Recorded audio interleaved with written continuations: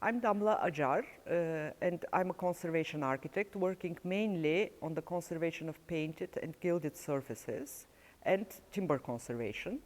At the moment, we are doing the conservation of wooden painted altars and templon wall of Yeniköy Panayır Church in Istanbul.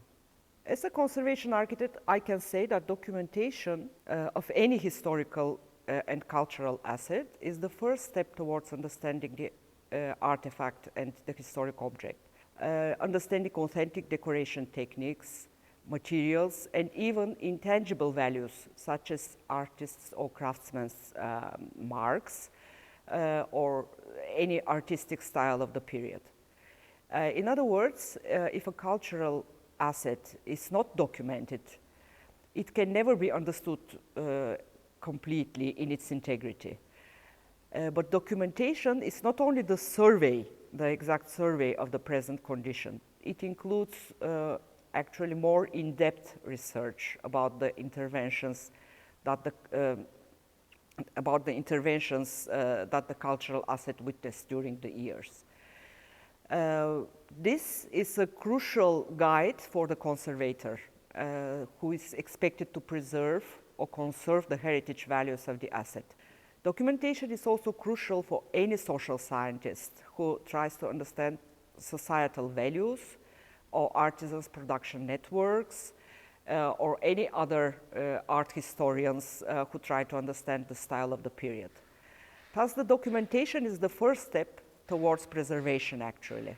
Moreover, documentation of cultural assets, in this case we are dealing with liturgical objects, helps the generations to understand better their ancestral and cultural values.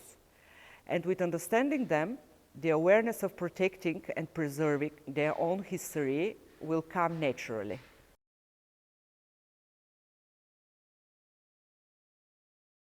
A NARRATE project is led by Association of Cultural Heritage Preservation, and it aims the digital documentation and inventorization of heritage liturgical objects, artifacts in the Balkans.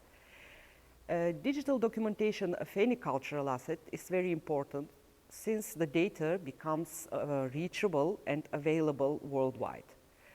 Scientists and conservators can analyze the artifact from a distance depending on the depth of the documentation. Interdisciplinary studies can also take advantage of this inventory because it becomes a possibility to easily access any kind of knowledge about the object itself. The digital inventory can contribute to the education of clergy people or anyone interested on the heritage object, and new generations also can easily experience their ancestral values even if they are far from them.